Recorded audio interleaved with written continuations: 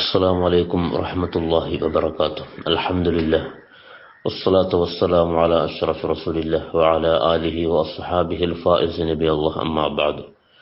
وعن شريح بن هانئ رضي الله عنه قال: قلت لعائشة رضي الله عنها: بأي شيء كان يبدأ النبي صلى الله عليه وسلم إذا دخل بيته؟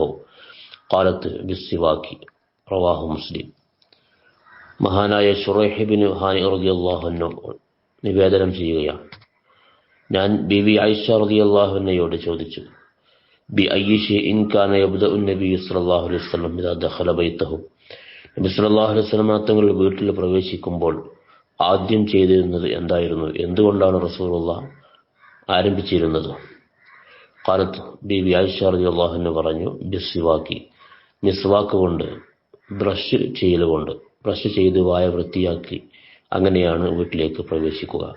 ഒരു വീട്ടിലേക്ക് നമ്മുടെ വീട്ടിലേക്ക് കടക്കുമ്പോഴുള്ള മര്യാദ, പ്രഥമ മര്യാദ, പ്രാഥമിക മര്യാദ ബ്രഷ് ചെയ്യലാണ്, മിസ്വാക്ക് ചെയ്യലാണ് എന്ന് മുത്തനബി സല്ലല്ലാഹു അലൈഹി വസല്ലം പ്രവൃത്തിയിലൂടെ പഠിപ്പിച്ചു തരുന്നു.